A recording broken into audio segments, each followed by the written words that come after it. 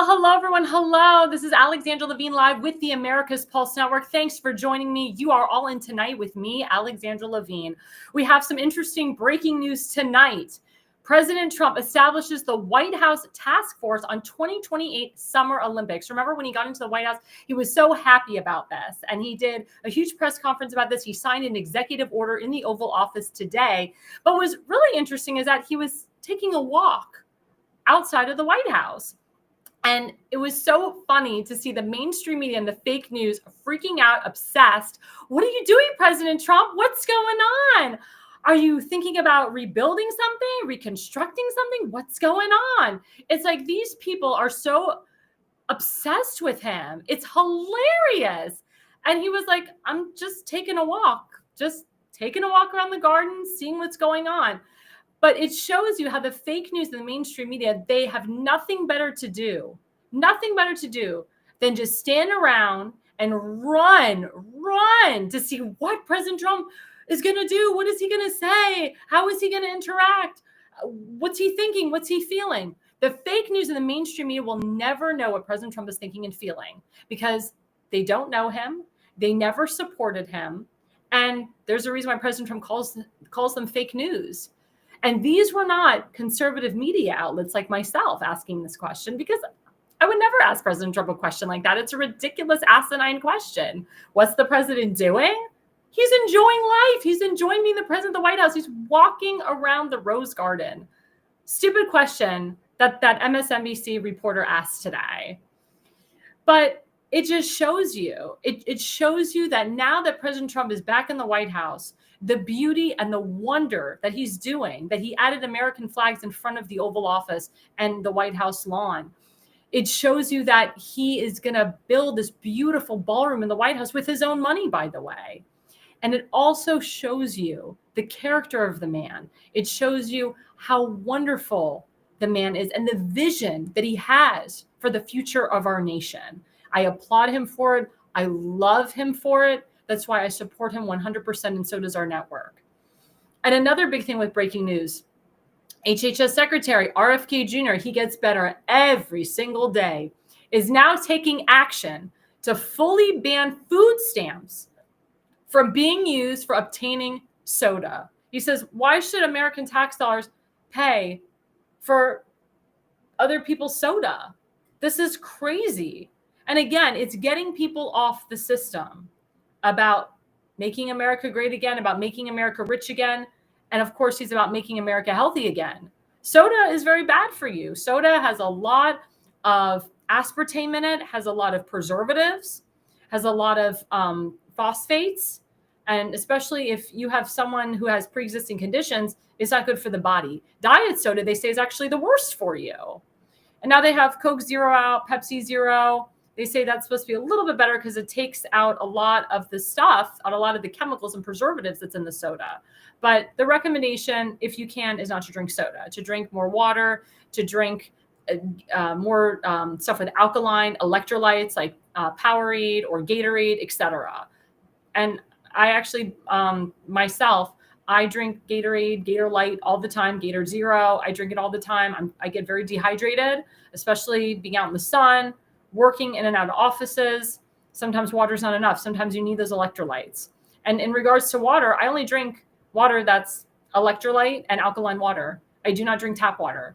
People used to say, oh, New York City tap water is the best tap water in the country, in the world. It's fake news. There's so many pollutants in our tap water, so many chemicals in our tap water.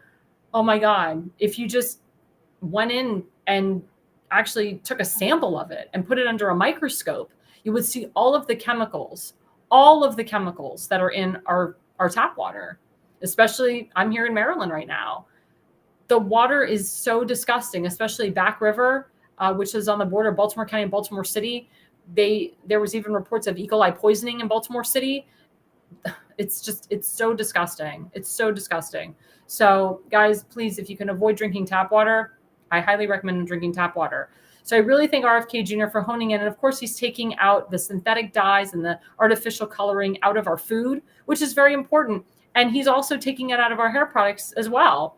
On the show, I have advertised and promoted a wonderful, clean hairline called Virtue. There's no synthetic colors or dyes, no parabens, no phthalates. It's vegan friendly, it's gluten free, it's animal cruelty free. It's an amazing product, and it has their own natural keratin, which is a protein builder. It builds protein back into the hair. It brings protein back that we as human beings deplete from our bodies on a daily basis. It helps stop the breakage process, the damage process of the hair. Also, it reduces acne going onto the skin. When I sleep at night, I sleep with my hair down. If I don't have a natural product in my hair, I'm going to break out. If I have a bunch of chemicals in my hair, I'm going to break out.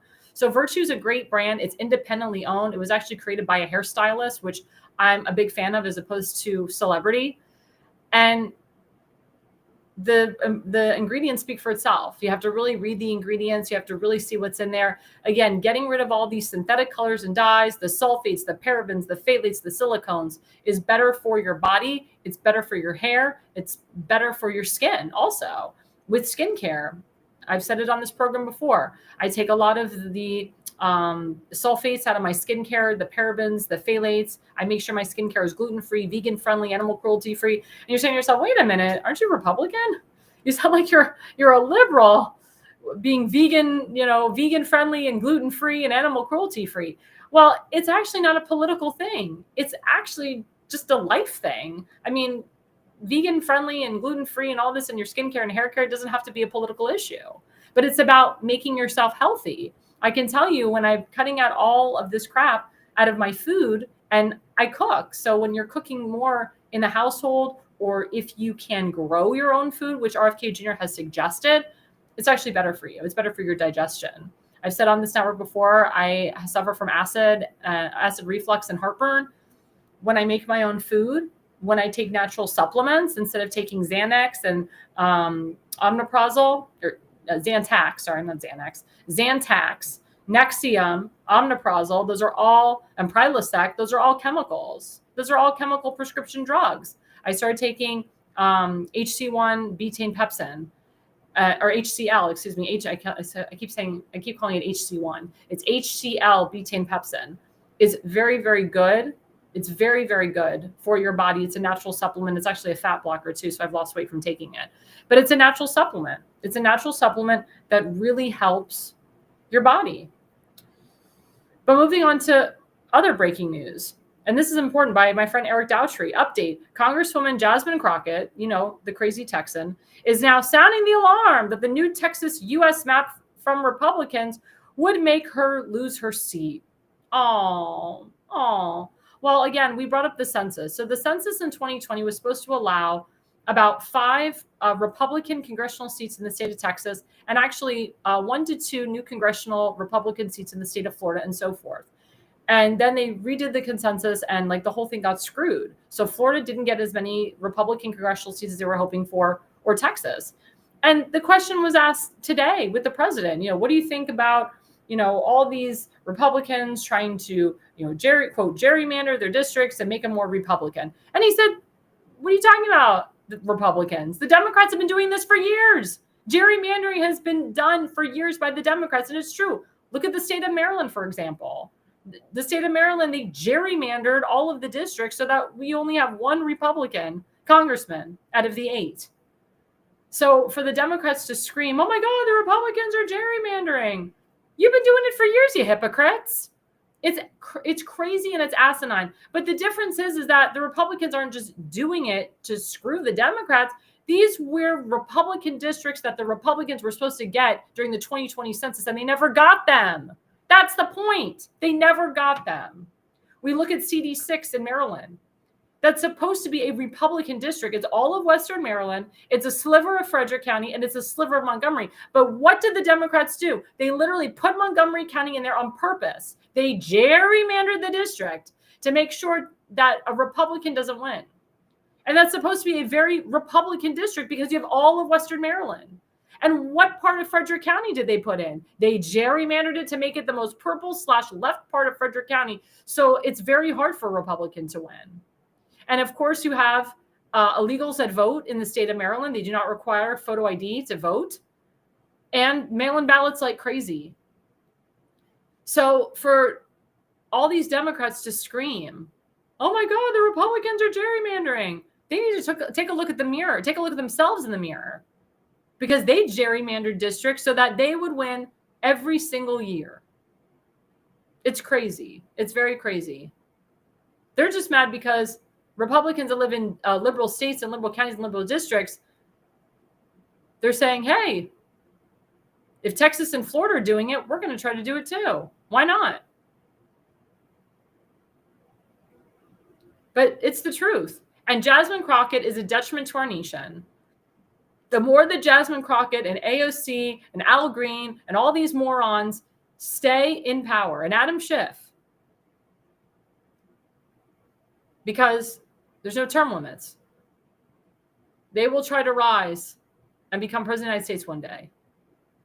And they'll try to turn our country and try to make our country a socialist communist nation. They're trying to do it in New York City. They're trying to do it in other parts of the country. Remember what President Trump said, we will never be a socialist nation. That's why the Republicans have to do this, so we don't become a socialist nation. Going into segment 1, Democrats implode. First slide. So President Trump retruthed, in just 6 months, I cut costs, especially energy and taxes, tremendously. Elizabeth/Pocahontas, or quote Pocahontas Warren on CNBC, said costs have gone up. She's just angry that I blew up her terrible presidential campaign. Call her out. And he's 100% right. I mean, this woman is crazy. Again, another moron that continues to get elected or reelected, over and over and over again. And the state of Massachusetts is in disarray. Their taxes are so high because of the people in leadership. They have horrible, horrible lawmakers in Massachusetts. They're all liberals. They all hate Donald Trump. They're crazy over there. And she's one of them. But she continues to lie to her constituents. She continues to lie to we the people. And I'm glad that President Trump called her out, because she's crazy. We're becoming energy independent again. Our oil prices have been going down. I've seen it. I remember under Joe Biden, I was paying $4 a gallon. Crazy. And this was in Florida. Under President Trump in 2017, 2018, I remember the lowest was $1.25 in the state of South Carolina. Georgia was $1.40. North Carolina, $1.50. And we're going back down there. Doug Burgum is working on this, and many others. We want to get the Keystone pipelines reopened. We want to drill, baby, drill. It's important. It's important. We want to get the coal miners back to work. President Trump, he campaigned on that in 2015 and 2016. He campaigned on that again in 2019. He's bringing back our manufacturing jobs. Our manufacturing jobs are on the up and up. And we're tired of states working with other states to try to, I don't know, up the taxes of their state. Like, instead of Maryland putting jobs back into their state, they got to go to Pennsylvania because they've broken their own state. They put their state in such debt.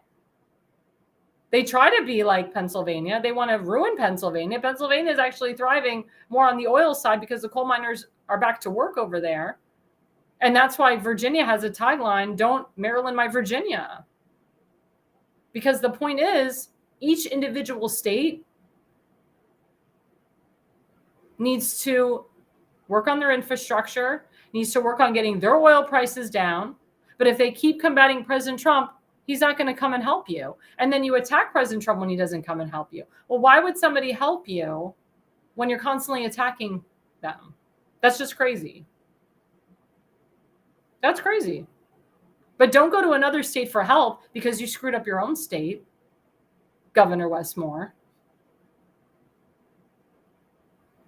The point is that President Trump wants to make us rich again, wealthy again, reduce the oil costs, the oil prices, make us energy independent again, open up those pipelines. It's important. It's important for the future of America. Also, that's how we bring jobs back to this country. Get rid of the illegals. that are working, these coal mines that are working in the farms, and put real Americans in there, Americans that, based on merit, can do the job. It's very important, very important. And then we have the second slide. At Real Donald Trump, Democrats led by crying Chuck Schumer, yes, he is a crier, are slow walking my nominees, more than 150 of them. They wanted us to pay originally $2 billion for approvals. The Dems are crazed lunatics. And he's right about that. He's right about that. Now the Senate is going into their August recess right now. House of Representatives are already in their August recess. And President Trump is saying, please confirm my judges, my attorneys. Please confirm the ambassadors.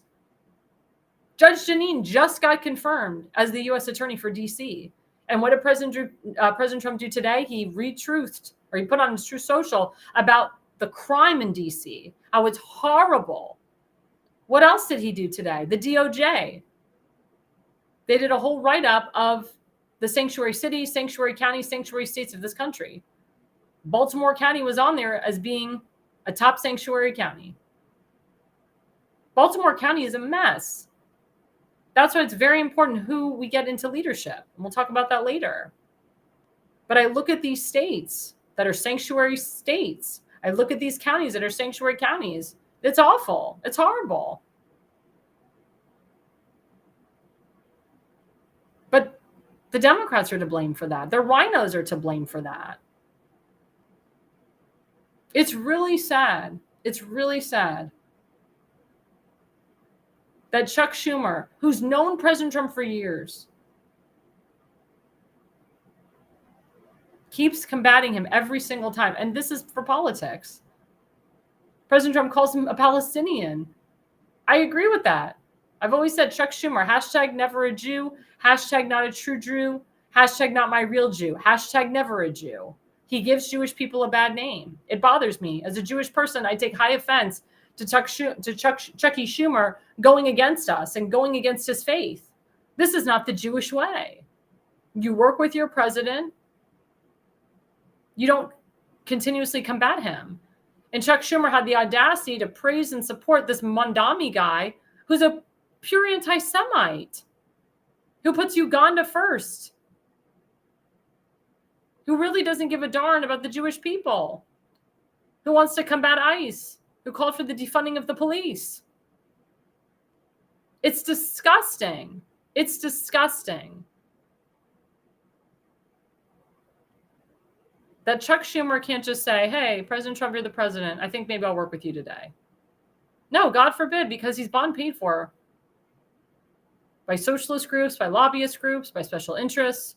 That's why I said lobbyists and special interests are detriments to our nation. They control the power of the purse in D.C., and a lot of people get bond paid off by them because they dangle a huge carrot of money in their face. But what do you think a lobbyist's job is? It's to get money for their cause. And they push every day, and they push on Capitol Hill, and they push in Annapolis too, and state houses across this country. They push and push and push because all they want is money for their causes. They don't really care about you. But once you give in, once you pay them, guess what? They own you. They tell you what to say. They tell you how to think. They tell you how to feel. That's a big reason why Congressman Mike Gaetz doesn't take PAC money, because he feels that the PACs, once they provide money for your campaigns, they control you.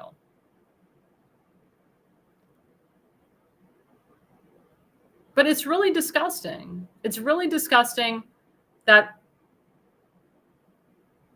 unfortunately, people elect these morons. Chuck Schumer keeps getting reelected. Pocahontas keeps getting reelected again and again and again.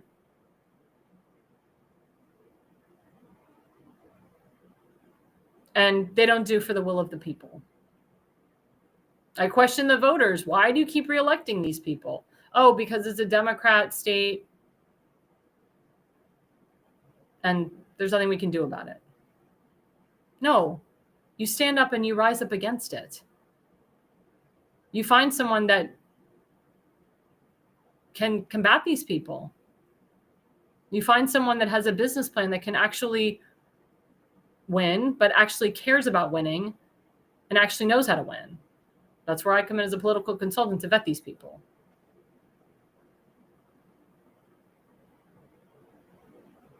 But it really bothers me. It really bothers me that people like Chuck Schumer, who've been in the business for so long, continue to do this, continue to combat President Trump and the rhinos too. That's why I can't stand it. I agree with D squared. Not one Democrat left in America with a working moral compass. I agree with that. 100%. Socialist Democrats and rhino Republicans are a detriment to our nation. I've said that many times. I'll continue to say it. I'm now going to the third slide. So this campaign has been going on for weeks and weeks. As you know, there was, quote, controversy by the woke left against the campaign ad that Sydney Sweeney did with American Eagle. If you've never heard of American Eagle, now you do. She talked about jeans, Jeans, but of course the woke left made it about Genes. And she's a beautiful woman. Well, now people are kind of looking into her a little bit. They didn't really know who she is. We find out she's actually a registered Republican. So of course the woke left is going to go after her. She might have even voted for President Trump. But now President Trump is getting into it, getting involved. And he's like, I just found out that Sydney Sweeney is a registered Republican. That's awesome. Good for her. And she's got a great campaign ad. And because of her campaign ad, the stock of American Eagle went up like 15%. The jeans are sold out. I tried to buy a pair. I couldn't. They were sold out immediately online. You can't buy them in the store. They're all sold out. We have to wait for another shipment to come in, and that takes a long time. But he said Sydney Sweeney, a registered Republican, has the hottest ad out there. It's for American Eagle, and the jeans are flying off the shelf. And he's 100%. He says being woke is for losers. Being Republican is what you want to be. And he's right. Remember what he said? Everything that woke touches turns to crap. And he's right. I mean, they had a woke woman that was advertising for, I think, Guess jeans. They had Dylan Mulvaney, a transgender, who was advertising for Bud Light. And Bud Light, as you know, their stock went down. Dana White had to come in and help them out. But that's the truth, guys. Victoria's Secret went downhill. I think they got rid of their Victoria's Secret's angels. And they made like Victoria's Secret body self or myself with Megan Rapone, that like woke liberal soccer player. And it tanked. It tanked Victoria's Secret. There's nothing wrong with beautiful people advertising. It actually is more attractive, and it actually gets more people to buy stuff. There's an attractive actor who promoted the Dunkin' Donuts summer drinks. I put that on my show last week. We had it on the Pulse. Very attractive guy. I don't really drink that stuff from Dunkin' Donuts, but hey, because of him, he's inspired me to go get that drink because he's a really good looking guy, and they did it right by putting him out there. Has nothing to do with race, has nothing to do with religion, creed, whatever. He's a good looking guy. And there's some good looking black actors out there that do commercials. There's some good looking Asian women that do commercials too. There's beautiful European models from Victoria's Secret and beyond. Australian models too. The fact that the woke liberal women and men of this country make everything about race and try to hurt good Samaritans and try to twist and turn everything. The American people are sick of it. That's why we voted for President Trump. This whole political correctness, DEI hires. In Maryland yesterday, the Baltimore County executive, Kathy Klossmeyer, tried to force this woman named Walker, Khadijah Walker, to be the new inspector general when they have an incredible inspector general, Kelly Madigan, who's a white woman. But Khadijah Walker is a black woman. And Kathy Klossmeyer and Julian Jones, they were trying to push this black woman who had no credentials. She didn't even live in the state of Maryland. She lived in Virginia, 2 to 3 hours away. They tried to push her in, a DEI hire. I thank the majority of the county council for not voting her in. And whoever the next Baltimore County executive is going to be, which I hope and pray it's going to be my friend Kimberly Stansberry. I know Kimberly Stansberry will do the right thing, and she'll put the most qualified person in to be the inspector general. Who knows? She may even keep Kelly Madigan in there. You never know. A vote for Kim Stansbury is a vote for law and order in Baltimore County. So before we go on our break, I just want to remind everyone of my affiliate sponsor, rncstore.com/ALL. We're going to put that up. There we go. rncstore.com/ALL. ALL is the discount code. You put that code and you get 10% off the products. Of course, we had John Richardson on our show. He's coming back Thursday, August 21st at 8:20. We love him. He's going to be my special guest every third Thursday of the month. But please go to rncstore.com/ALL. Get the apricot seeds. Get the supplements. He has proven that his supplements, that the apricot seeds are preventions against cancer, stage 4 cancer, also helps with your immunity, also helps with your skin. I can tell you, I got the apricot seeds. I take a lot of the supplements. I've lost a significant amount of weight. I feel that my head is clear. I have more energy. I mean, people are like, gosh, Alexandra, how can you retain all of this information? Well, I take these supplements and they have ginseng in them. They have a lot, Garcinia Cambodia, a lot of great ingredients, a lot of turmeric, a lot of healthy ingredients in their store. So please, guys, go to rncstore.com/ALL. Use ALL. That is your discount code. If you don't use the discount code, guess what? You don't get a discount. And also, of course, the more you spend, the more you get off. So please, guys, and I can tell you their supplements and their apricot seeds are not expensive at all. They're very reasonably priced for stuff that's natural. But guys, it's time to clear our brains. It's time to clear our minds. Again, we're all about making America healthy again, and this is how you do it. Well, coming after the break, we have someone who's all about health. And he's actually the creator of worldwide Embalmer blood clot surveys. He's going to talk to us about some of the side effects of the COVID-19 vaccines. His name is Thomas Haviland. He will be with us right after the break. Welcome to America's Pulse Network. This is APN's very own White House correspondent, Alexandra Levine. This is so amazing and miraculous. We've never had a president in the history of our nation doing this. And we hope to God that he continues doing this forever and ever. Thank you. God bless you, everybody. And God bless President Trump. And God bless you. Hello, everyone. Hello, everyone. This is Alexandra Levine with the America's Pulse Network. I am the White House correspondent right here in the heart of D.C. as President Trump is celebrating 250 years of America and the military. Subscribe and follow America's Pulse Network on the above social medias. Well, hello, everyone. Hello. This is Alexandra Levine live with the America's Pulse Network. And yes, I am the White House correspondent for this network. It is an honor above and beyond to be in the White House briefing room with our wonderful press secretary, Caroline Levitt, on the White House lawn with President Trump and others. So we have a special guest. We're going to put up his headshot. There goes Thomas Haviland. He spent 20 years in the U.S. Air Force, retiring at the rank of major until he saw that they were forcing our military to take the COVID-19 vaccines. Now, as you know, with Pete Hegseth as the new Secretary of Defense, he has brought all of those guys back that were terminated because they didn't take the COVID-19 vaccine, and people from the Pentagon. So it's not required now to be vaccinated to serve in the military. I don't think that will ever happen again. We say Baruch Hashem. But as he was, in the Army and as he was retiring, he decided to create something called the Worldwide Embalmer Blood Clot Surveys, investigating the appearance of new and unusual white fibrous clots in corpses and their potential link to the COVID vaccines. Let's bring him up right now. Hey, Alexandra. Hi. Thanks for having me on the show. Yes, well, thank you so much, Mr. Haviland. So please tell us about your creation.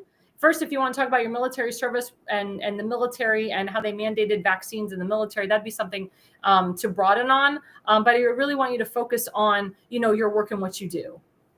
Yeah, I was working as a defense contractor, did 20 years in the Air Force, retired as a major, then did 16 years. Thank you for your service. You're welcome.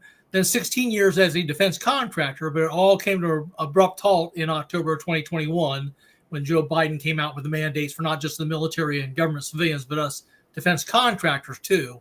Mm-hmm. I actually refused to take the jab. And I sent an email back to a 3-star general who was trying to guilt us into taking the jab. And I said, shame on you. Remember, this is an Air Force 3-star general. I said, instead of letting us decide for ourselves whether or not to take an experimental drug, you chose to spend your time trying to guilt us into taking the jab. Shame on you. And I didn't just send the email to him, Alexandra. I CC'd all 30,000 people that work at Wright-Patterson Air Force Base, That's Ohio, amazing. with my email. So obviously I knew what was going to happen. I got a call a half hour later from my defense contractor boss. I was fired from my $165,000 a year job as an electrical engineer working with the F-16 aircraft. But it turned out to be a blessing because it allowed me to go into early retirement. And for the last 3 years, I've been conducting these worldwide embalmer blood clot surveys with embalmers with 20 or 30 years of experience. So they've never seen these unusual white fibrous clots in their corpses. Here's an example of what one looks like. Oh my gosh. Yeah, here's an even larger. Look at this one, Alexandra. Oh my gosh. It's about a 5.5-inch clot. It's about half an inch wide. This was taken out of the abdominal aorta. It's one of the largest blood vessels in the body. The embalmer said they've never seen these clots before until the years of 2021 coming forward, until the COVID vaccines came out. So that's an interesting correlation, right? So I decided to run these surveys with 50 national, regional, and state funeral director associations all over the world, as well as sending it to over 1,700 funeral homes directly around the world in major cities. And in my latest 2024 worldwide survey, 301 embalmers responded. 83% of them, Alexandra, 250 of the 301 said they're still seeing the white fibrous clots, and they're seeing them in a shocking 27% of their corpses. Wow. 1 out of every 4 dead bodies has these white fibrous clots in them.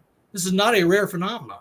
Well, now let me ask you, what ages are you seeing this? Because my Surgeon General in the state of Florida, he came out with tremendous data saying that guys ages 18 to 39 that got, 2 or 3 shots of the mRNA vaccines, Pfizer, Moderna, and so forth, they're obtaining myocarditis, they're having aneurysms, strokes. A lot of them are dying very early on. They can't breathe. And then we saw a lot of the blood clots happening with women, 18 to 19 to 20, that are on birth control with the Johnson & Johnson. So where do you see most of these blood clots happening? Do you also see a rise in deaths for young adults ages 18 to 39? Yes, these things they're affecting all age groups. It's an equal opportunity killer. It's also, unfortunately, primarily it's affecting ages 36 years old and up. And in one of the age groups is 36 to 50-year-olds, which you normally don't associate with having heart attacks and strokes at that age. Usually, you don't get that until you're in your late 50s, early 60s. But there was a tremendous rise that the embalmer saw in people 36 to 50 years old winding up in their embalming tables with these unusual clots in them. And that just happens to dovetail perfectly with Edward Dowd's work. He's looking at this from a completely different angle, Alexandra. He's looking at death and disability data in the insurance industry. And the insurance data shows a tremendous increase in death and disability in that 36 to 50-year-old age group starting in the third quarter of 2021 when Joe Biden, mandated the shots on the military and government civilians. But he also, if you remember, tried to mandate it on any company that had more than 100 employees.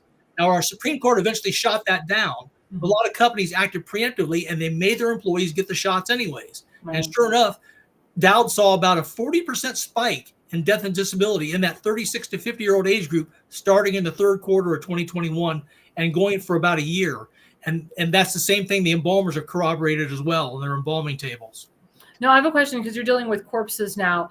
How are you able to detect people that are alive that have significant blood clots from taking the COVID-19 vaccine shots? Yeah, typical symptoms include shortness of breath, tightness in the chest, unusual fatigue, also things like brain fog. We've heard about that, as well as poor vision problems. These can all be indications that you're having problems with blood exchange going around the vascular system. In fact, in addition to these white fibrous clots that are occurring in 27% of the corpses, the embalmers also are seeing what's called microclotting, which they describe as what looks like dirty blood or coffee grounds as they're draining the blood off the corpse and trying to get the formaldehyde into the corpse. They're seeing what looks like coffee grounds in the blood. And this is an indication of something called microclotting that can be just as dangerous as the white fibrous clots because it occurs at the capillary level, your very small blood vessels, and it can block the exchange of oxygen at the lungs and then the carrying that oxygen to all your major organs of your body, including your brain, your eyes, which have very small blood vessels. So we think, that's a reason that maybe people that are having brain fog or poor vision problems might be experiencing the microclotting in their head.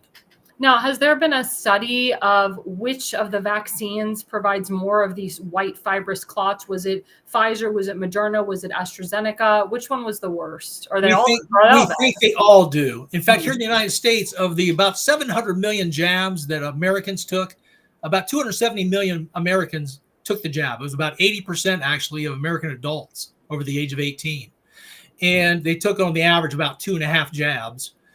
Of those 700 million jabs, about 60% are Pfizer, about 35% are Moderna, and only about 5% were J&J shots.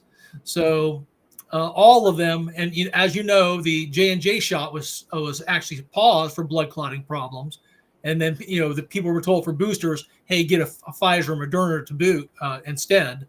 But we're have fairly strong scientific information, actually, that both the Pfizer and the Moderna jabs as well are causing these clots. Obviously, if you're seeing them in 27% of corpses with such a high, rate of uptake from Pfizer and Moderna, you have to suspect that they're culprits as well. Well, I have a question for you. The more people got the jabs, like the boosters, does that cause more of these white fibrous clots, in your opinion? Yes, we believe it's a cumulative effect.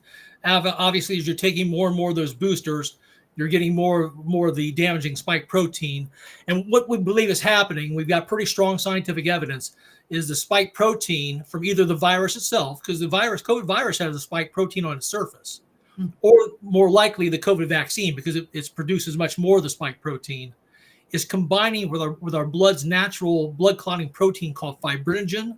We all have that. It's produced by the liver. And that's used in the normal clotting process. Whenever you get a cut on your arm, the fibrinogen is in a liquid form in your blood plasma.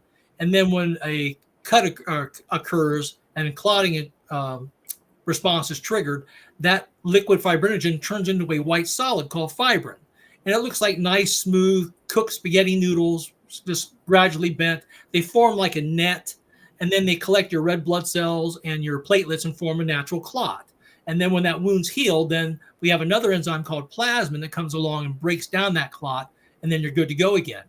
But what's happening in this case with whether the spike protein from the virus or the spike protein produced by the mRNA vaccines is binding with our natural fibrinogen to instead produce these large, rubbery, white fibrous clots that just keep growing and growing until they get super huge. So it's a very bizarre reaction that's happening, but it's basically an organic chemistry reaction. Now, is there any way to reverse the spike proteins from the vaccine? Is there a shot for it? Has there been an antidote created for it? No, not yet, but there are some natural supplements out there that people like Dr. Peter McCullough say have shown great promise with his patients. His particular protocol uses nattokinase, bromelain, and curcumin. Those three natural supplements. They can all be all of that. Yeah, they can all be purchased from his wellness company, or you can just get them off of Amazon or at health food stores. So he said his patients have shown great promise with that. The problem with these things is once these have formed, I've also been in contact with an endovascular specialist and cardiologist from Jacksonville, Florida. His name is Dr. Mohana Basharat. And he's been pulling these same white fibrous clots out of living people for the last 4 years in his cath lab, what's called a catheterization lab. And he has to go in with flexible catheters that either suck the clot out, scrape it out, or lasso it and pull it out lasso style.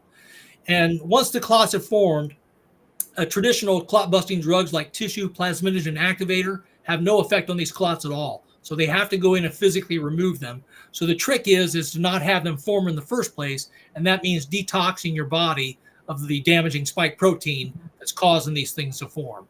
So, go ahead. Sorry, I was just going to say, what happens in regards to relations, or relationships? You have couples that, the woman is vaccinated, the guy's not vaccinated, and vice versa. Trying to have children. How does that vaccinated man, can they affect, the woman? Can they affect her if they want to have children and so forth? Is the vaccinated woman, let's say she gets pregnant, does the vaccine affect her unborn child? How do we tell couples that, one person's vaccinated, another person's not vaccinated, or let's say both people in the relationship are vaccinated. How can we, what do we say to those couples? How can we kind of maybe ease their mind a little bit, or what do we say not to scare them? Well, unfortunately, it is a potential problem, unfortunately. So some of the places that the phospholipid nanoparticles from the vaccine like to go the most are actually men's testicles and women's ovaries, unfortunately. So we've seen pathological slides shown of the spike protein, and there's a certain test they can do to differentiate the spike protein that comes from the vaccine versus the spike protein that comes from the virus, because the spike protein from the virus will also include the nucleocapsid, which is the ball that the spikes of the virus come out of. So they can differentiate and tell whether the spike protein is coming from the shots or the virus. And unfortunately, two of the places it likes to go best are the ovaries and the testicles. Reproductive systems.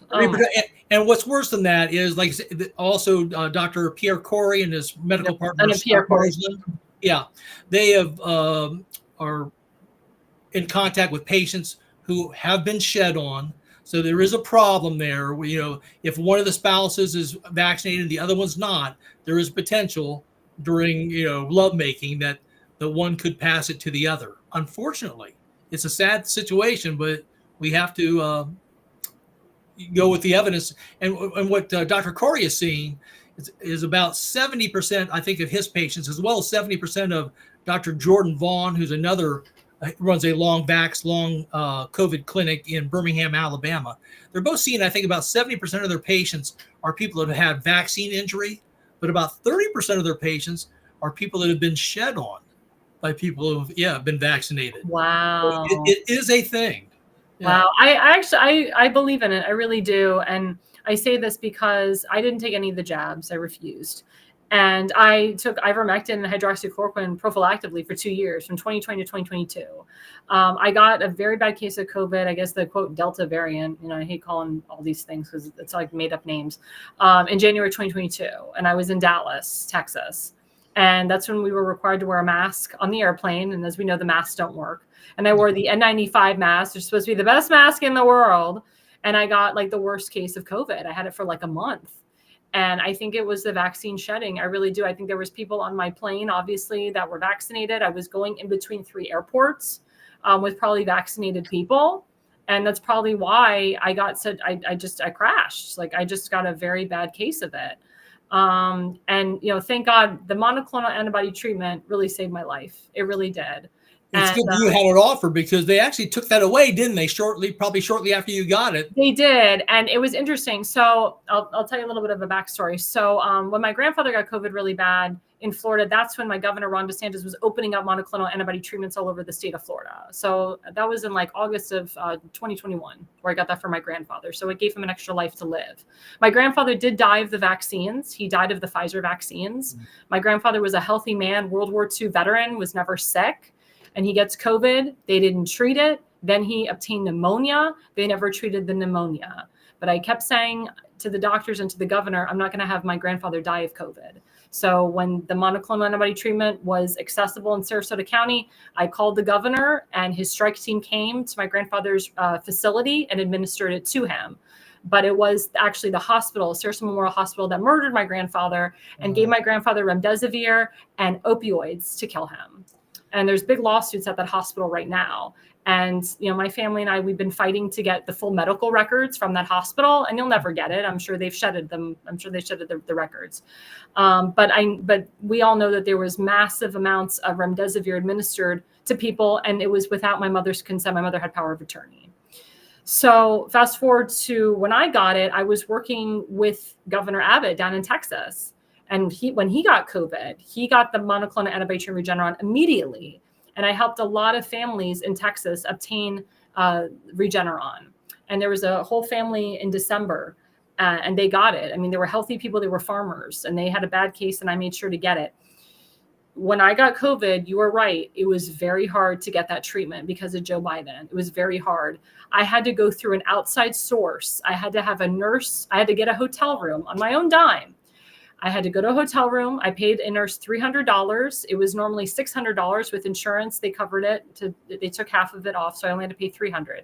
But she had to come to my hotel room and administer it. But it was very, very hard to get. Very, very hard to get. And of course, as you know, you can only have so many days to obtain it. You only have up to at least 7 to 10 days after you get COVID to get Regeneron. If not, they don't administer it.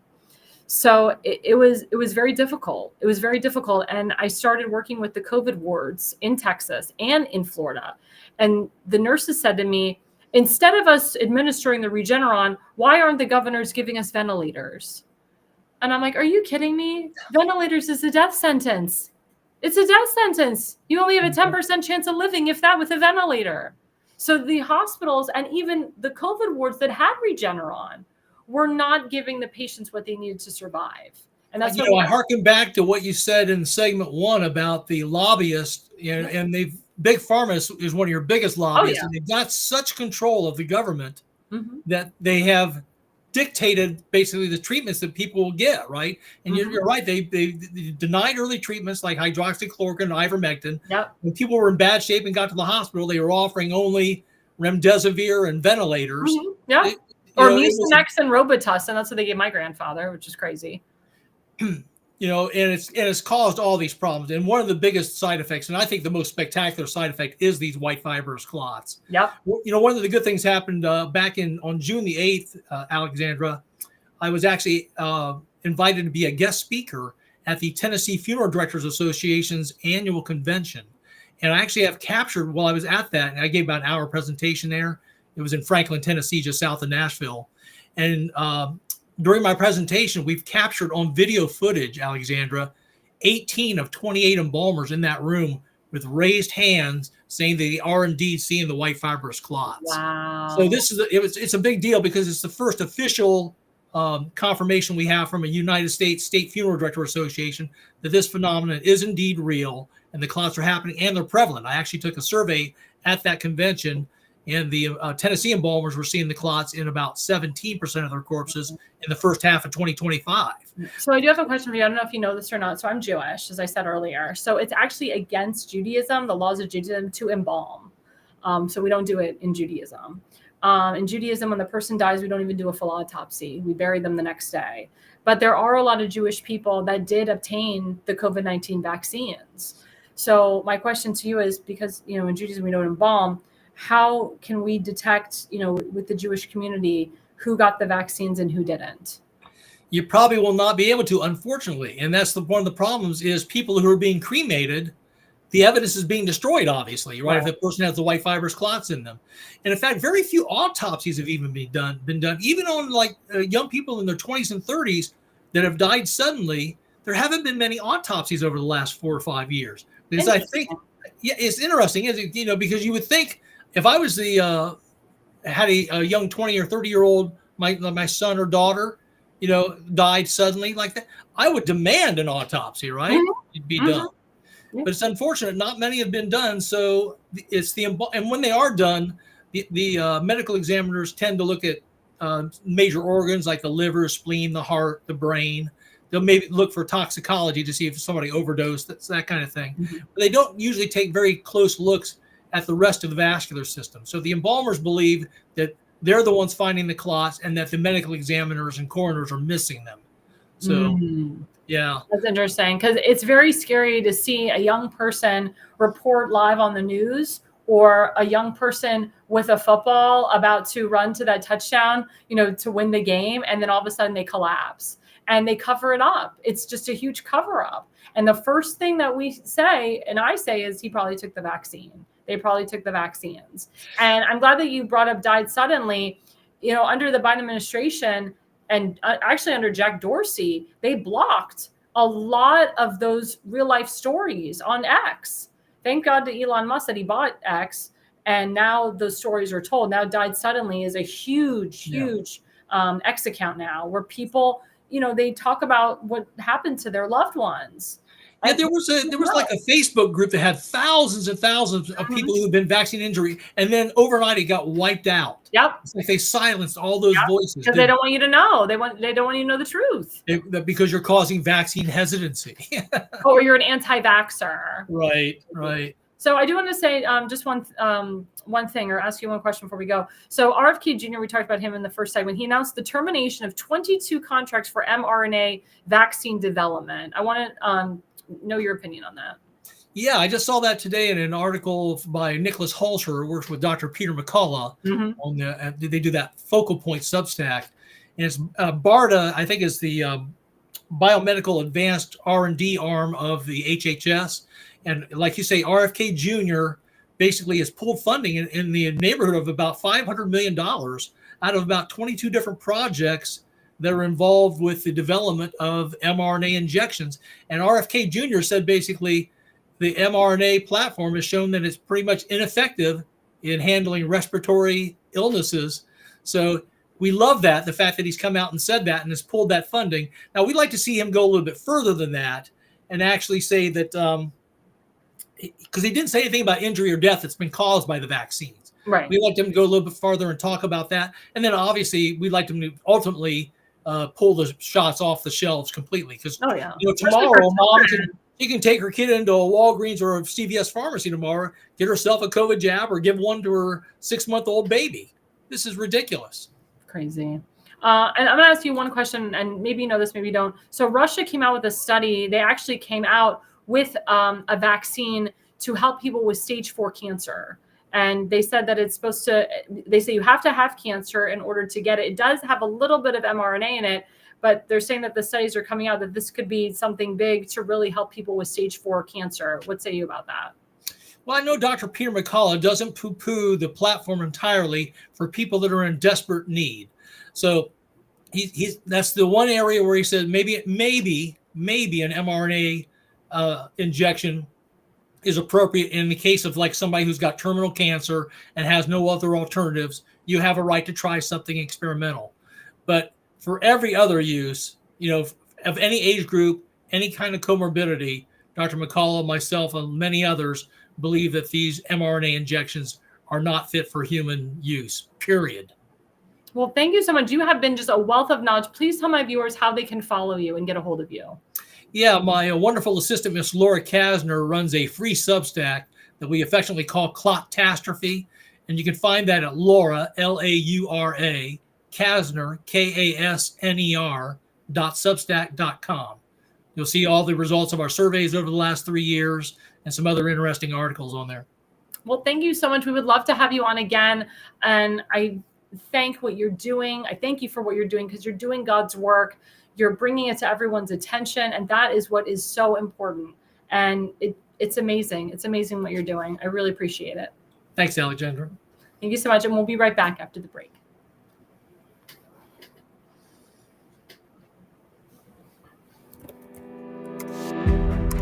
Hi, I'm Alexandra Levine. I'm a professional opera singer, actress, TV, and radio personality. Since 2015, I've been a volunteer, a field director, and a campaign manager, learning the ins and outs of the political world. That's why I became a political consultant. My job is to lead you to victory with organization, structure, and the mindset of winning for your district or state. With my guidance and direction, I can keep you focused on the things that matter to the people and advise you on key issues that need to be addressed. If you're a serious candidate that is serious about winning, then book a consultation with me today. Go to levineconsulting.co. You'll be happy you did.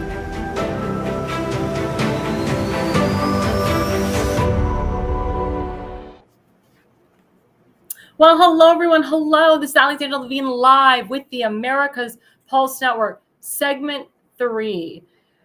I just want to say that I had an amazing event with the candidate for Baltimore County Council District 9, our good friend, Tim Fazenbaker. He is an amazing human being. He gave a phenomenal speech. Now, I have worked with Tim for almost 6 years. I've heard every single speech from when I worked with him when he ran for Congress, even before. His speech was riveting. How he talked about the history of Dundalk, where he's from. He talked about the history of Baltimore. He talked about the history of Maryland. And then he got into what has happened over the years with Bethlehem Steel and what has happened in the transition of the times with one governor to the next, with one representative to the next, and how, as the next county councilman, how he is going to mold and shape his district and make it better, how he wants to bring jobs back into the district and back into the county, how he wants to make our county and district thrive again, how he wants to make it America first, how he wants to keep it America first, how he wants to put American kids first, which he taglined many years ago, and how he loves his community.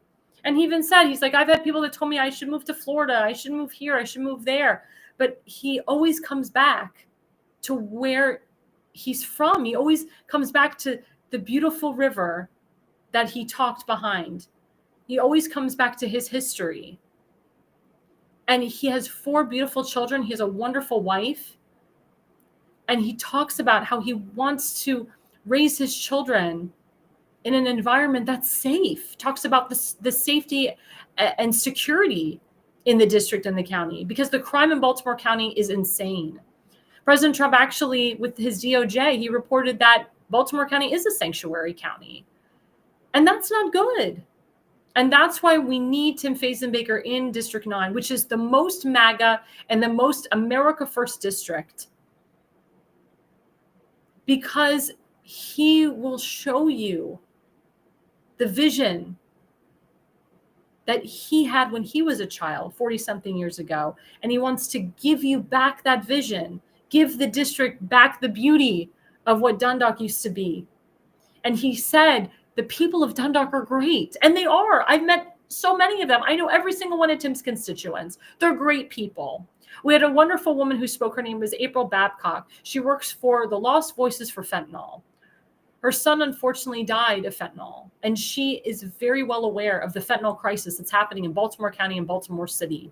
We're actually going to a lot of her events that she's putting together. She's personal friends with our friend, Ann Funder. And Funder also lost her son to fentanyl. And Tim isn't doing this for votes. He's doing it because that's the type of man that he is. He helps the community. He helps his constituents. This weekend, we're actually going to an event in Essex called Denver's Legacy. This young man, he was in a motorcycle, and he died in a motorcycle accident by a semi-truck who didn't even see him driving. And Tim is going to honor this young man who died almost a year ago, September of 2024. And Denver's mom was there, Kelly Mulligan,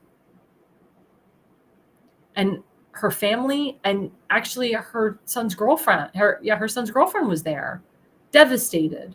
They're still grieving. There's nothing like losing your child. Kelly Mullins is her name. I'm sorry, I said Mulligan, I meant Kelly Mullins. But this is what Tim does. He goes to the people of his community. He says, what can I do to help you? And I'm telling you, it is not for votes. I know him. He doesn't do it for votes. He does it because he cares about the people, because he has a great heart. He's helped the homeless in Baltimore City. He's helped homeless people in his area. He cares about the safety and security of his constituents, that he called ICE and removed the illegals from the Home Depot where he lives in Dundalk. That's the type of man he is. That's the type of person he is. He cares about firefighters and law enforcement. He and I are brand ambassadors for a national organization called We Back Blue, which was founded by our good friend Melissa Roby, who now works for the government. She's in the Department of Labor now. But that organization supports the police, memorializes the fallen. And when we did these events with Now Borders Are Thomas Holman, the police officers actually cried because they were happy that somebody cared about them. This was during the BLM era, the BLM riots. And how we say to our law enforcement, our firefighters, thank you for your service. And they appreciate it and they love it. And Tim was the first guy who's not a veteran to be endorsed by the Veterans for President Trump. Because Tim Fazenbaker's life work is reinstating and rebuilding the VA hospital in Fort Howard, Maryland. Tim has done historic things there. And we have been talking to HUD and the Department of Veterans Affairs and the Pentagon because we need federal government here to step in, because Governor Wes Moore signed a huge bill to put Section 8 housing at Fort Howard. Section 8 housing, not to help our homeless veterans, but to help illegals. That's not what Maryland is about. There's so much history. Also, Tim wants to start rebuilding the Francis Scott Key Memorial Bridge. It's a very historic area. Governor Wes Moore tried to change the name of the bridge. So did Baltimore City Mayor Brandon Scott. You can't change the name of the bridge. If you change the name of the bridge, you're changing history. But that bridge was a haven for manufacturing jobs, for transportation. Now it takes an hour to an hour and a half to go through I-94 or I-95, in the I-695 corridor. Now trucks have to go all the way around, and the traffic is insane. Now they're saying they're not going to rebuild the bridge till fall of 2028, maybe even 2029 at this point. The governor now just started taking away the debris of the old bridge. But when is he going to start rebuilding a new bridge? And look what the county executive tried to do. She tried to remove a legitimate Baltimore County Inspector General, Kelly Madigan, who has done her job. But what did Kathy Klausmeyer do? Removed her and tried to push a DEI hire in there. And Julian Jones was a part of it, and he got his buddy Pat Young to switch his vote. As county councilman, Tim Fazenmaker will make sure that we have a proper inspector general in there. He may even push to reappoint Kelly Madigan as inspector general. Who knows? I don't speak for him on that. But she's a great inspector general. There's a lot of love and support for her all over Baltimore County. There's a lot of different cultures in Baltimore County. There's a Jewish community. There's a Black community. There's a Hispanic community. There's a white Christian community. Tim loves everybody in his community, and he showed it on Sunday. But it's not just Sunday that he shows it. He shows it every single day. He has showed it every single day that I've known him, and even before that. He continues to reach out to his constituents every single day, asking them, how can I help you? And not just Republican constituents, but all of them, independent and Democrat as well. And there's a lot of Democrat constituents that love Tim. Now, Tim is in a beautiful position right now to win this seat. It is his to win. Now, of course, the Rhino establishment, they're trying to put a Rhino in there to go up against him in a very MAGA/America First district. There was even reports that Todd Crandall, who is the incumbent, is retiring.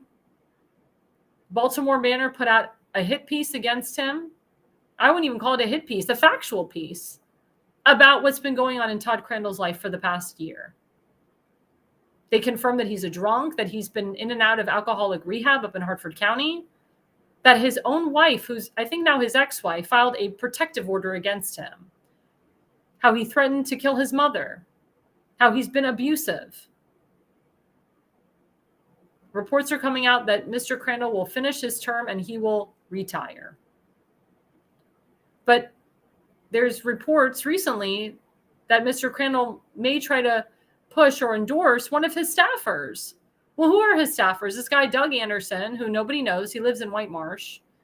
He's elderly. He's like close to 81 years old. He doesn't even live in the district. Then there's a woman named Cleo, who's Todd Crandall's chief of staff. Again, nobody knows who she is. She's like 77 years old, older woman. I'm not sure she lives in the district. And then you have a crazed lunatic named Ron Metzger, who's 75 years old. There's multiple videos of him. There's a whole channel dedicated to him because he has attacked Todd Crandall's constituents. He's called them hillbilly lunatics. He's drunk in every single one of his videos. He's a drunk just like his boss, Todd. And he's a crazed lunatic. He also has a little bit of a rap sheet. He was arrested for assault and battery. You can look it up on Maryland Case Search, Ron Metzger. So why would Todd Crandall even think to put up these no names? Another guy who's a drunk, who has an assault charge against him up against Tim Fazenbaker. What is he trying to prove here? Or put up a crazy rhino who takes pictures with Senator Chris Van Hollen, Governor Wes Moore, Johnny Oshevsky, these are socialist Democrats, and says that he supports Pete Buttigieg for president in 2028. That's who they're trying to push to run against him. These people are not even Republicans. They're really Democrats in disguise. So my question to Tim's voters is, who are you going to vote for? Are you going to vote for the America First guy? The guy that is currently your elected official? The guy who's been there for you? Or people that don't give a darn about you and want to raise your taxes and give amnesty to illegals and push for Section 8 housing and do deals with Democrats, socialist Democrats, and deals with the devil? Like I said, I know Tim's constituents. I love Tim's constituents. I know that they will make the right decision. Don't let these rhinos convince you otherwise. Don't let these rhinos try to change your brain or turn your brain off to not voting for the right person for the job. Now, these are just a couple slides that we had of Tim's event. We'll put up the first slide. That is my friend Rachel Reisman. I've known her for years. She actually drove from Pennsylvania to be at Tim's event. I just want to say for the record that there was people that came from other states. I came from Florida to be with Tim at his event. My friend Rachel came from Pennsylvania. There was people that came from Frederick County. There were friends of mine who were coming from Hagerstown. And there were people that came from Carroll County as well. So it wasn't just people in Baltimore County. There was people from other states and other counties and cities. The next picture, please. That shows, I don't know if you can see it, but we can blow it up. So to the left is April Babcock. She's the one that is in charge of the Lost Voices for Fentanyl in Baltimore County. She gave a tremendous speech. We're in the process of actually editing the speech. Our friend Adam Reuter, he actually filmed the entire event. So we're in the process of editing those videos, and we'll have that out as soon as possible. To the right is my friend Kim Stansbury, who's running for Baltimore County Executive. She gave a great speech as well. Next picture. Then you see, Tim Fazenbaker. So the way that we were set up, we were at a beautiful restaurant, and it has a gorgeous outdoors. And right behind him is the river. It's a beautiful river with a beautiful view.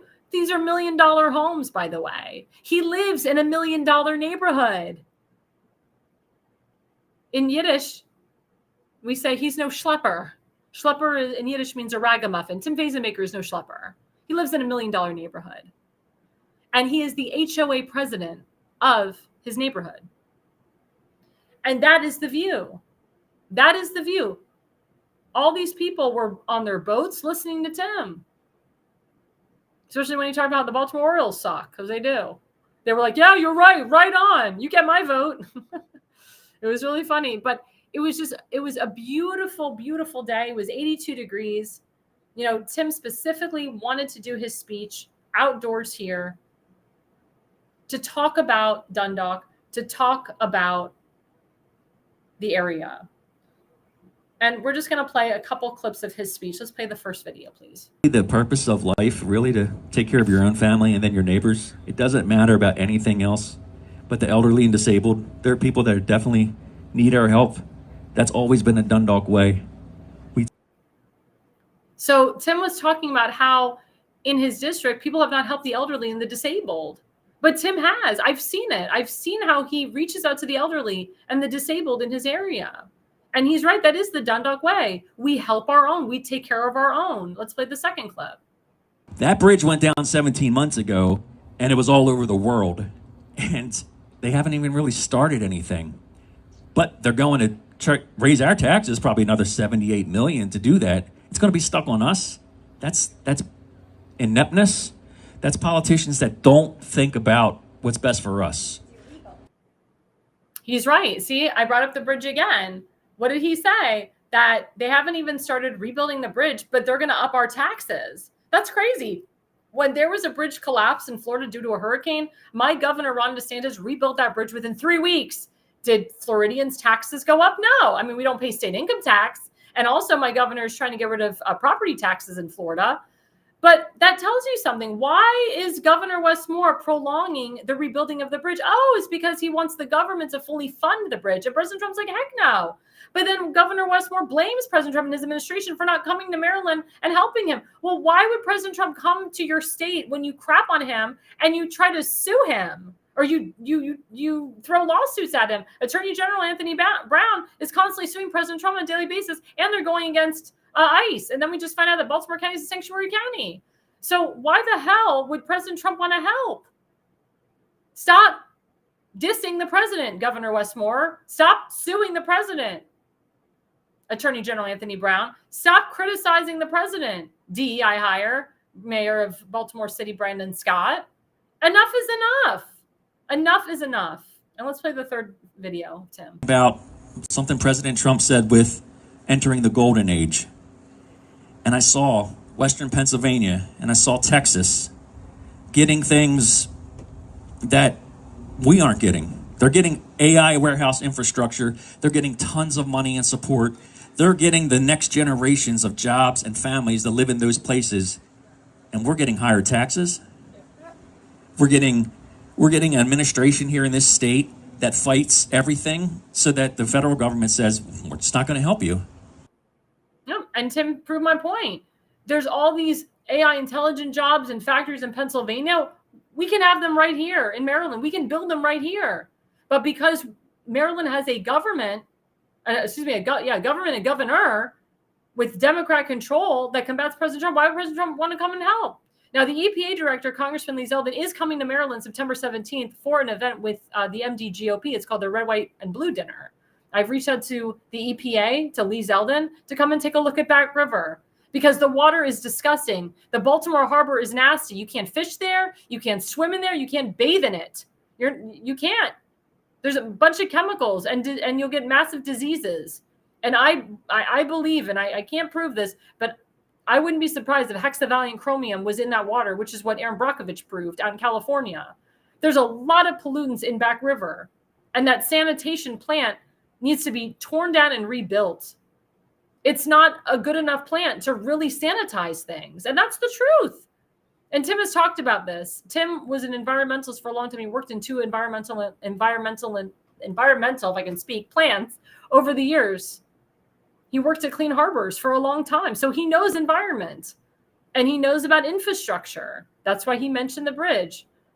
Tim has an amazing platform to help our young people, to help people of all ages, to help all of his constituents in regards to safety, in regards to our environment, in regards to vocational schools and trade schools, in regards to bringing back jobs to the county and to the district. That makes a true leader. That's why we need to do everything we can to put Tim in office, to put him in an office that he knows so much about, that he can do so much for the people. So please, I ask you to get out your credit cards tonight and go to timfazenbaker.com. That's TIMFAZENBAKER.com. Donate $100, $150, $200. Put this man in office. We raised a significant amount of money for his event. Didn't cost us anything. We didn't lose any money from this event. We made money from the event. And people are continuing to give Tim money left and right. They're pouring the money at him because they know that he will make a difference. So please, guys, get out your credit cards. If you want to write Tim a check, you can reach out to me or reach out to Tim Fazenbaker on Facebook or at America1TimFaze on his X. But please, guys, go to timfazenbaker.com and please give him a donation today. Every dollar you give doesn't just go to his campaign, but it goes to fixing Dundalk, Edgemere, Sparrows Point, and it goes to fixing the entire county and the entire state of Maryland. And of course, don't forget about my affiliate sponsor again, RNC Store. I keep thinking it's Republican National Committee. RNCstore.com/ALL. Again, that's RNCstore.com/ALL. Again, if you don't put in ALL, that's the discount code. You don't get the discount. The more you spend, the more you get off. It's a great store. Again, it's all natural supplements. It's prevention against cancers. It's prevention against heartburn, against any type of ailments that you need. If you have stage 4 cancer, a lot of the stuff that's in this website will really help you. I have 2 uncles that have stage 4 cancer. I have been providing these supplements to them. It has been helping. So please, guys, go to rncstore.com and you have to put in ALL as the discount code, and you will get 10% off and then some. And of course, we have our friend Seth Eisenberg from the Conservative Corner. He has a GoFundMe. He's raised over $6,500. Remember, he couldn't work for a month. He almost lost his foot. Now he's back and working, but he's got many bills to pay, and he has a son to support. So please, guys, go to GoFundMe.com/donor/health/crisis. And please donate $100, $150, $200 to Seth. These are good things that I am campaigning for. These are the people to give money to, not illegals, not criminals, not, crazy Democrat socialists, not a bunch of party rhino people. You got to give to these people. Seth Eisenberg served our Navy. He's a military guy. We got to help the ones that have sacrificed their lives for us, but have almost sacrificed their lives for us. So please, guys, go to Seth's GoFundMe. And of course, don't forget about my friend Allison Reedy and her son Dylan. Her givesendgo.com/constitutional. Dylan is a wonderful guy, a patriot. All he wants to do is go to college in Utah. They live in Michigan. Out-of-state tuition is very expensive. He was wrongfully accused of something he didn't do. He was found not guilty, but his life was turned upside down. So we need to get back to him. He's a great patriot to this nation. Please, guys, go to givesendgo.com/constitutional and donate to Dylan Reedy. And then, of course, we have our friend Lucretia Hughes. Lucretia Hughes is fighting to get her house back. As you know, her husband, her husband got screwed because somebody forged his name on a document of foreclosure. Somebody forged, I think, his grandmother's name on a document too. And they are working with the state's attorney right now. They're working with multiple attorneys to get their house back. I feel so bad for her and her husband. I feel so bad for what has happened to her, but she's doing everything she can to get her house back. And she's raised over $5,000. She's got a $10,000 goal, and I'm sure the goal will continue going up. I thank everybody who has already donated to her. She's a patriot. She's an America First girl. She loves President Trump. She knows all of President Trump's people, and she is just a powerhouse. She has her own show 5 days a week, 5 to 7, and she is just an amazing woman. Please go to givesendgo.com/retake our home. Please, guys, donate to her today. And of course, don't forget about our show tomorrow night, The Pulse, from 8 to 9 p.m. As you know, it is a 5-person panel, all different opinions, all different topics that we talk about. Sometimes it's breaking news, sometimes it's past topics, but we have the base mother that comes on. Some face makers usually on. We have Scott Willens who comes on. We're having a special guest. His name is Stephen Carr from Pennsylvania. He has a Rumble show called The Lion's Den. He'll be coming on tomorrow night. So please don't forget to follow us and watch The Pulse tomorrow night from 8 to 9 p.m.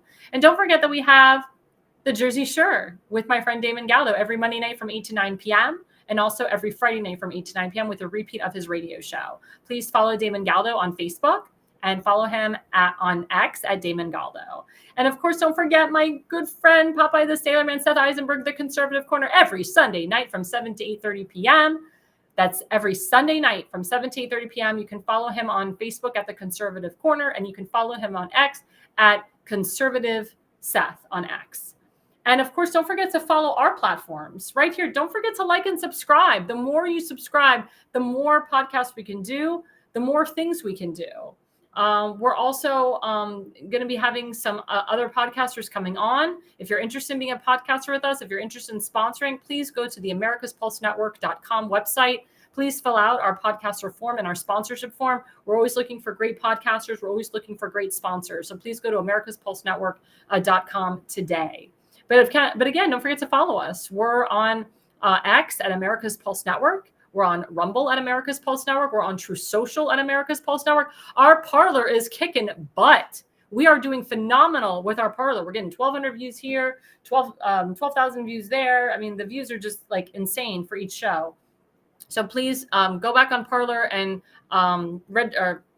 like and subscribe at America's Pulse Network. And now we're on TikTok at America's Pulse Network. TikTok is huge. Our America's Pulse Network on TikTok is huge. So please, guys, we want to build all of these platforms, but we need you to like and subscribe to all of them. So we're on True Social, we're on TikTok, we're on Rumble, we're on Parler, we're on X. Oh, and we're on YouTube. So we're on 6 platforms at America's Pulse Network. And of course, don't forget to follow me, Alexandra Levine, on Facebook, at Alexandra, Levi20 on X, at Levine Consulting on my YouTube channel, at Air Levine 85 on Rumble, at Air Levine 85 on Instagram, and at Air Levine 85 on my True Social. Thank you guys so much. And the reason you listen and the reason you watch is you are no idiot. From the mountains to the prairies to the ocean, white we foam. God bless America, my home sweet home. God bless America, my home sweet home. Thank you.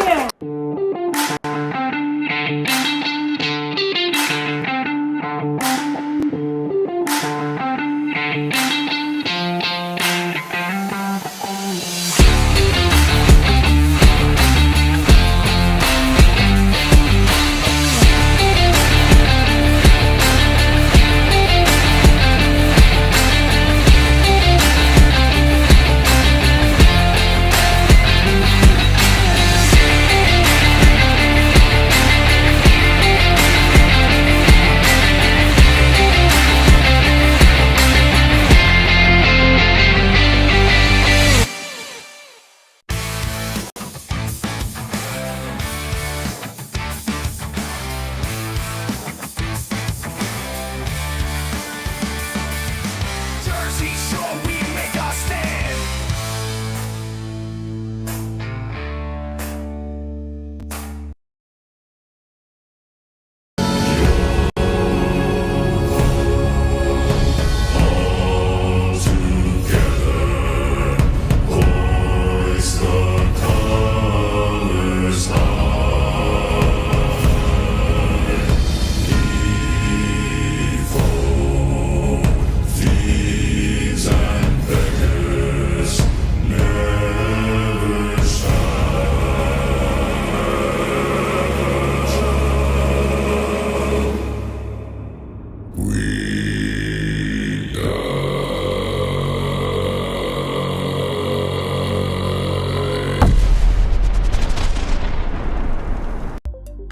America's Pulse Network. The mainstream media is bought and paid for. The truth is twisted to fit their agenda. But America is waking up because podcasts are the future for trusted media. Welcome to the America's Pulse Network. It is a network built by patriots that upholds the Constitution. The America's Pulse Network stands for God, truth, and the America First movement. There is no corporate propaganda, no government spin, just real news, real talk, and real voices fighting for faith, freedom, and the future of this great nation with common sense. Here are some of America's Pulse Network podcasts. Alexandra Levine Live, hosted by Alexandra Levine. Jersey Shore Podcast, hosted by Damon Galdo. The Conservative Corner, hosted by Seth Eisenberg. APN's The Pulse, hosted by Alexandra, Damon, and Seth. So tune into America's Pulse Network on the following social media platforms: X/Twitter, Rumble, Truth Social, Facebook, and YouTube. Join the revolution. Because the pulse of America beats for God and country. America's Pulse Network is for faith, family, freedom, and truth.